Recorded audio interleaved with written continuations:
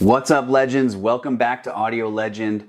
Let me hit you with something that still blows my mind. In 1968, a professor from MIT drops a speaker that has no traditional woofer, no dedicated tweeter, and fires 8 of its 9 drivers backward at the wall. The industry laughs. Serious audiophiles call it a gimmick.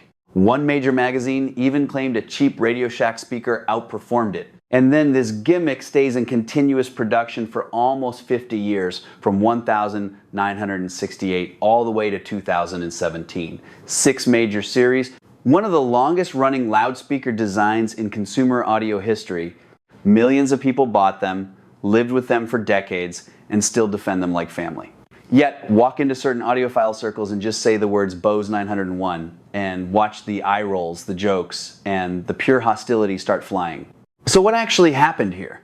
Why did so many regular music lovers fall hard for a speaker the experts love to hate?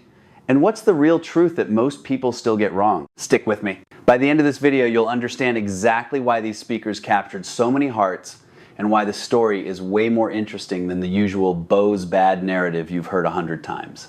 Let's get into it. 1. The hook that started everything. All right, lean in for a second. It's the tail end of 1968. Most speakers on the market are still doing the same old thing, pointing a couple of drivers straight at your face like a pair of car headlights. Clean, predictable, a little boring if we're being honest.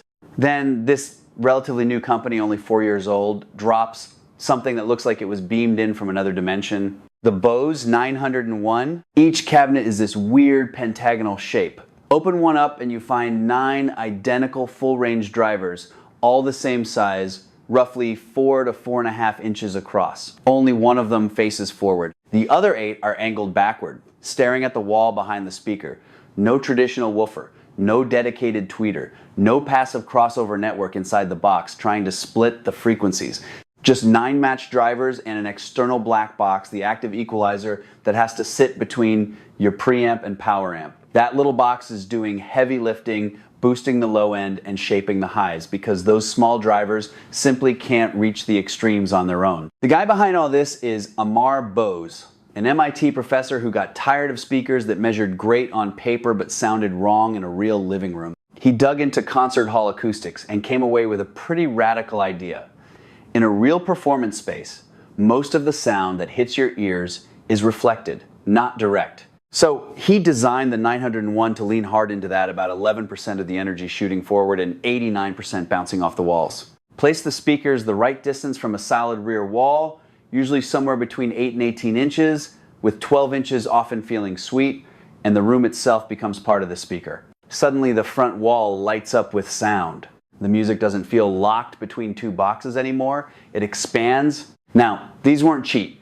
A complete system, 2 speakers plus the equalizer, ran about $476 in 1968 money. That's serious cash when plenty of well-regarded bookshelf speakers were selling for a lot less. Bose didn't even have much of an advertising budget at the time. What they did have was one review that detonated September 1968 issue of Hi-Fi, Stereo Review. Julian Hirsch, a guy known for careful, almost professorial language, lives with the 901 for a couple of months, and then basically loses his usual restraint. He writes that he has never heard a speaker system in his own home that could surpass or even equal the Bose 901 for overall realism of sound. He puts it in the company of the finest home speakers of all time. He talks about the clean, transparent, effortless quality, the clarity on complex orchestral music, the way the spatial distribution makes an entire wall come alive. That review. Plus, Bose's decision to run full-page ads quoting it turned the 901 into an event. By 1970, it was already one of the best-selling speakers on the market, even though it was still one of the more expensive options. College kids, young professionals, people who just wanted music that felt bigger than their apartment all started showing up. You'd find pairs in fraternity houses, in suburban dens, in the living rooms of people who didn't care about measurement graphs as much as they cared about the feeling that the room had gotten larger. Here's the thing that still gets me. The 901 wasn't winning on laboratory flatness, it was winning on sensation. When everything was set up right, the music occupied space in a way most conventional speakers simply didn't. The lack of a traditional crossover kept the mid-range coherent. The multiple identical drivers smoothed out individual imperfections. And all those wall reflections created a sense of scale and ambience that made ordinary recordings feel bigger and more alive. Of course, the same choices that created that expansive effect also guaranteed the controversy that still follows these speakers around. Traditionalists hated the dependence on the equalizer. They hated how placement sensitive the speakers were. They hated the softer imaging and the fact that the 901 refused to measure the way serious speakers were supposed to measure.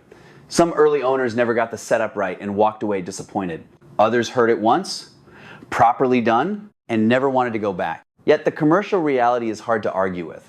The 901 stayed in continuous production through 6 major series from 1968 all the way to 2017, nearly 50 years. Very few consumer loudspeakers of any kind last that long. Each series refined the drivers, the cabinets, the surrounds, and the equalizer, but the core idea never changed. 9 matched full-range drivers, heavy use of reflected sound, and an active equalizer as a non-negotiable part of the system. The people who bought those early pairs weren't, for the most part, the measurement-obsessed crowd that would later dominate forums.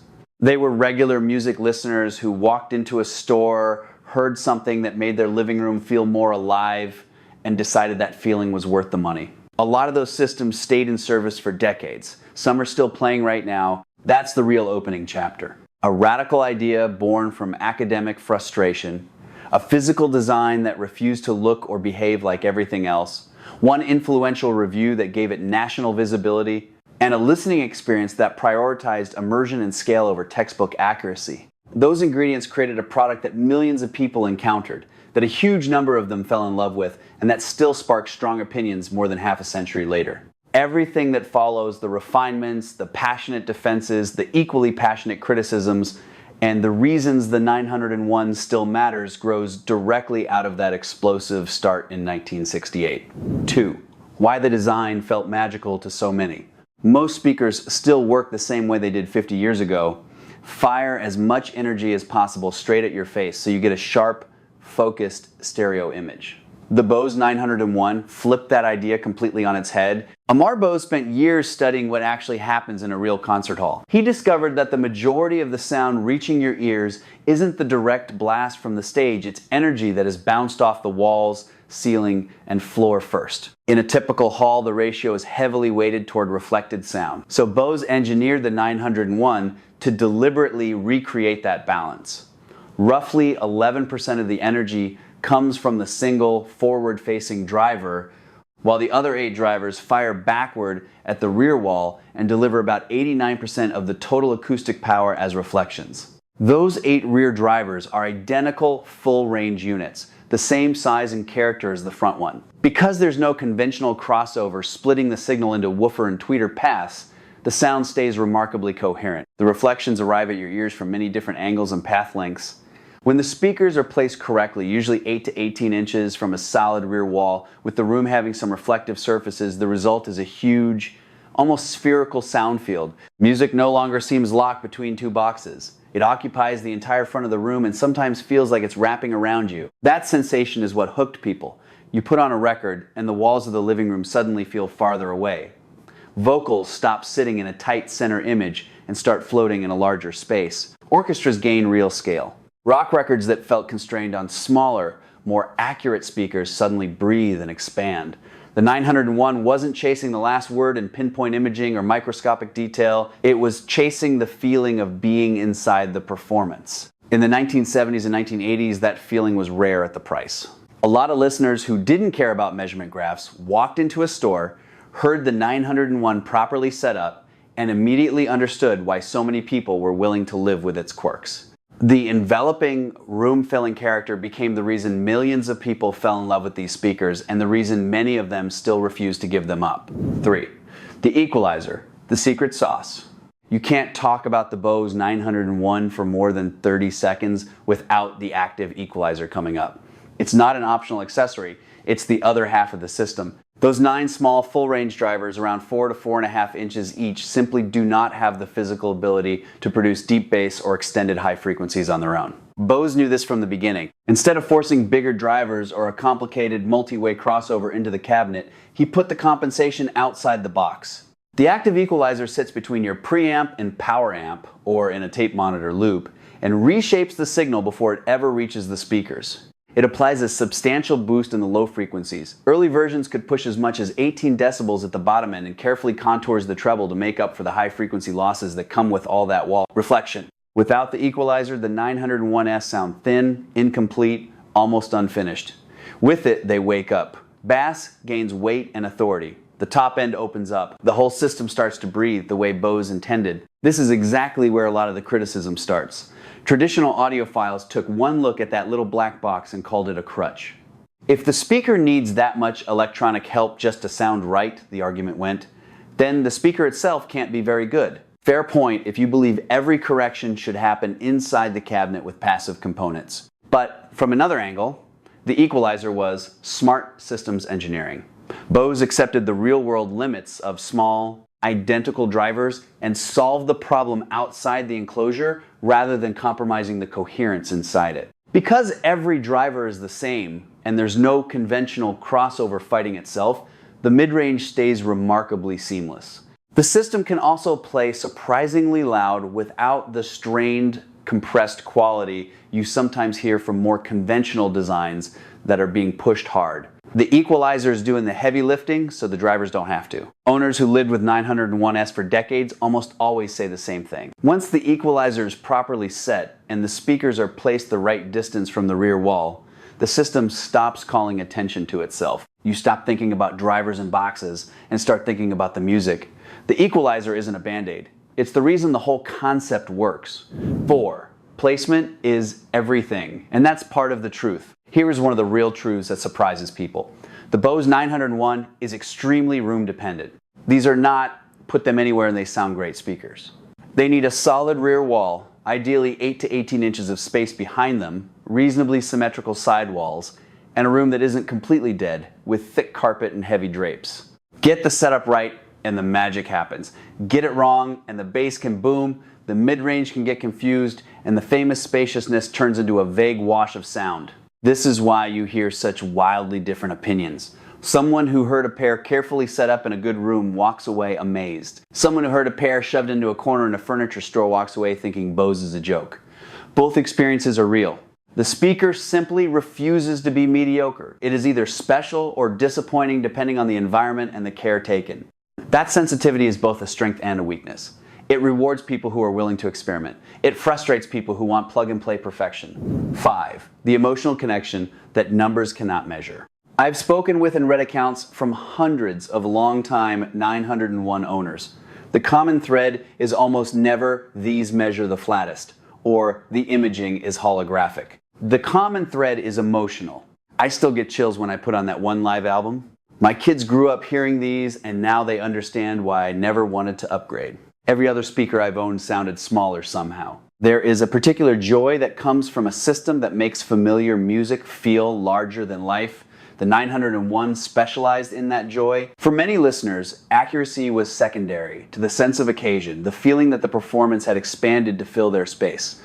That is not a wrong way to enjoy music. It is simply a different priority. And for millions of people, that priority ranked higher than the priorities of the measurement-focused crowd. Of course, the other side of the story is just as important. The same design choices that created the enveloping sound also created problems that purists could not ignore. Imaging is not precise. Frequency response is not flat. The equalizer introduces its own character. Early foam, surrounds degraded. Some people found the sound phasey or lacking in focus. Harry Pearson, founder of the Absolute Sound, was so bothered by the success of the 901 and the style of reviewing that praised it that it became part of the origin story of his magazine. The 901 became a symbol of everything certain audiophiles thought was wrong with mass market audio. Marketing over measurement, sensation over accuracy, commercial success over purist ideals. That tension never fully went away. Even today, you can start an argument in almost any audio forum simply by saying something positive about the 901. But here's the surprising truth that a lot of people miss. The existence of that tension is actually proof of how powerful the 901 experience can be. Speakers that nobody cares about don't generate 50 years of debate. Speakers that only measure well and leave no emotional impression don't create lifelong owners who refuse to part with them. The 901 forced a question that still matters. What is the goal of a high-fidelity system? Is it to recreate the recording as accurately as possible under laboratory conditions? Or is it to create a convincing, emotionally engaging musical experience in a real living room? Different people answer that question differently. The 901 answered it in a very particular way, and millions of listeners preferred that answer, living with the 901. Today, if you're thinking about buying a pair in 2026, there are some practical realities. Complete systems, speakers plus original equalizer, in good condition still trade regularly. Later series, especially Series V and 6, are generally preferred because the surrounds and drivers were improved. Many owners now use modern digital equalizers or mini DSP units programmed to approximate the original Bose curve, which can actually improve reliability and flexibility. They still demand clean power and careful placement. They still reward people who care more about the overall musical experience than about textbook imaging. And they still surprise first-time listeners who expect them to sound like a gimmick and instead hear something genuinely different. Are they the most accurate speakers ever made? Absolutely not. Are they the most revealing of every flaw in a recording? No. Do they create a sense of scale and immersion that many far more expensive modern speakers struggle to match in real rooms? For a lot of people, yes. That last point is the part that still catches people off guard. The bigger lesson for all of us. The story of the Bose 901 is bigger than one loudspeaker. It is a reminder that human beings do not all listen the same way. Some of us prioritize the illusion of being in a large acoustic space. Some of us prioritize the precise location of every instrument. Some of us want maximum dynamics. Some of us want maximum detail. No single design can win every contest. The 901 chose its priorities clearly and committed to them for almost 5 decades. That commitment created both devoted fans and determined critics. In an age when so many products try to be all things to all people, there is something almost refreshing about a speaker that was so unapologetically itself. So why do millions of people love these speakers? Because when they are set up with care, they deliver an experience that feels expansive, immersive, and emotionally engaging in a way that is still rare. They turn ordinary living rooms into something closer to a concert environment. They prioritize the feeling of music over the measurement of music. And for a huge number of listeners, that priority was and still is exactly what they wanted. The surprising truth is that the very qualities that make audiophiles dismiss them are the same qualities that made ordinary music lovers fall in love with them. The controversy is not a bug in the story, it is the story. If you've lived with 901S, drop a comment and tell me what you loved or didn't love about them. If you've never heard a properly set up pair, I encourage you to seek one out. You might walk away thinking they're overrated, or you might walk away understanding why so many people refuse to let them go. Either way, you'll have a better sense of what kind of listener you actually are, and that knowledge is more valuable than any single pair of speakers. This is Audio Legend. If you got value from this deep dive, hit that like button, subscribe, and turn on notifications so you don't miss the next one. We've got more stories coming about the gear, the people, and the ideas that shaped the way we listen. Thanks for spending this time with me. Now go put on something you love and turn it up. I'll see you in the next one.